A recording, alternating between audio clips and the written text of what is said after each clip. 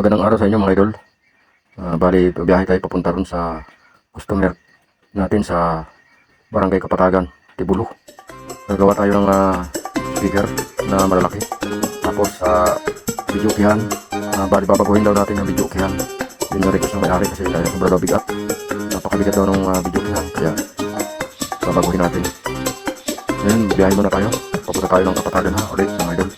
Pagdating namin din, bibili kami ng materialis dito, tapos ano ay mapako, biling ko lahat ng gamit. Sige mga idol, salamat, samahan niyo ako mga idol. Malapit na tayo mga idol. Magandang araw sa inyo mga idol. Bari gagawa naman tayo ng videoke, pero ililipat ko lang ito ng box kasi napakabigat daw po ito mga idol. 4 na tao, limang alsan ito. Ito yung amplifier niya, Rockford RX5. Tapos 4 na Rockford, 2 instrumental, 2 subwoofer. Tapos na ito yung Megavision, luma na siya, napakatagal na videoke na ito na Megavision nyo. Kaya ano natin samahan nyo ako mga idol, gagawin natin to. Gagawin natin ng box na kayang-kayang buhatin, separation na box. Okay, salamat mga idol. Gumamit lang tayo mga idol ng 3/4 na plywood. Hindi ito marin, plywood lang ito mga idol. 3 piraso na plywood, 3/4. I-minutes ko lang yung speaker yung power speaker dito sa Marine. Magaan lang ito na mayroon mga idol. Siguradong hindi kayo maghihirap nito kapag natapos na ito.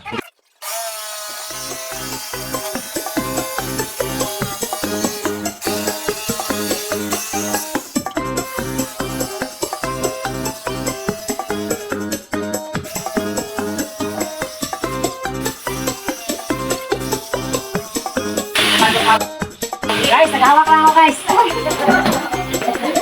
Hawak lang yung tibusin yan. Tibusin. Naghahawak lang. Bali gagawa tayo ng 2 piraso mga idol. So, waiting muna. Pag-siding ito mga idol mga ganyang katakas na siya. 2 box. Pabawasan ito. Sira pantay Hindi naman pantay.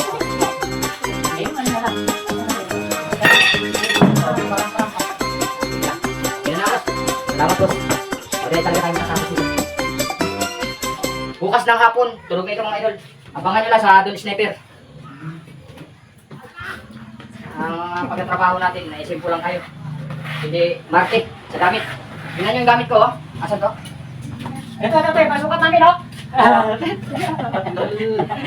Buwak na, ano to, tiles? Kasi wala kami eskwela, tiles na lang gamitin namin mga idol. Okay. Pobre, DIY. Pobre DIY ni. Dayos. DIY.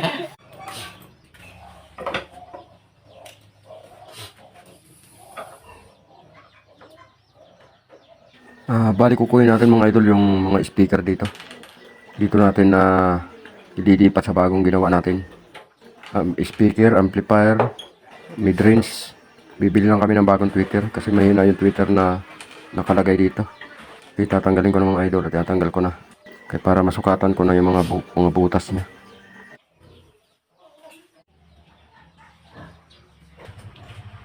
Bali ito na mga idol yung lahat ng kinatin ko sa isang box na 2 speaker ang ilalagay natin. Dito yung mga division na gagawin ko ngayon. Ayan, para yan sa mga speaker o sa mga division niya. Ito na yun sa isang speaker naman niya na division. Diyan natin ilalagay yung subwoofer.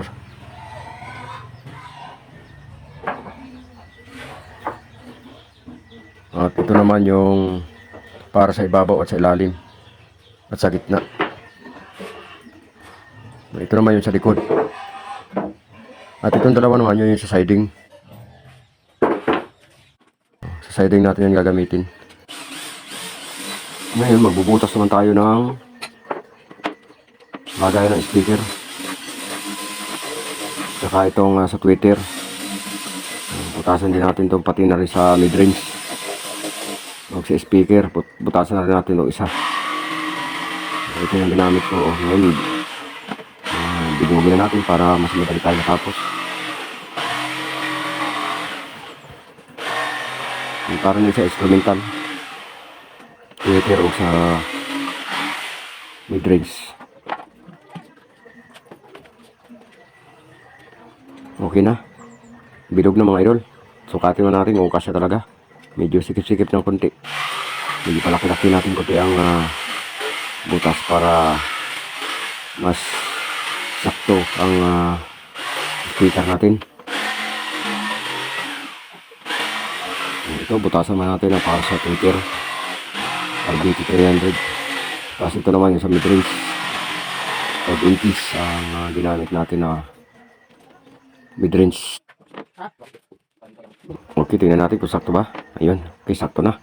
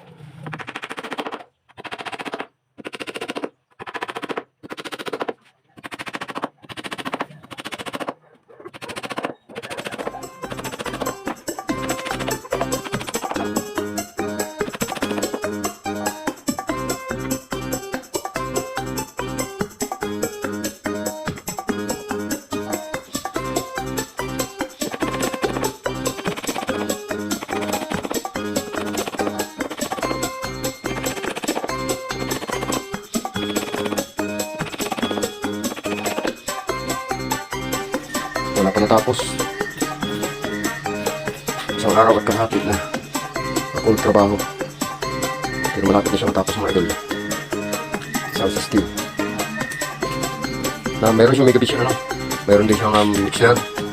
RX5 tractor. 2 liter na RBT 300. 2 mid-range 5 inches. 2 instrumental 12 inches.